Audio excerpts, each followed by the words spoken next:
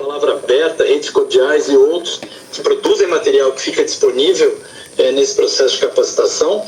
E a gente está vendo agora esse processo se conectar com as diretrizes do Conselho Nacional de Educação para que estados e municípios tenham exatamente a orientação do que fazer. Então, esses temas transversais, eles vão entrando e o que a gente está...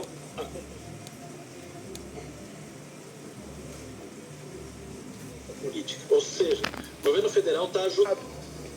Porque o jogo de sábado foi um jogo assim igualmente importante.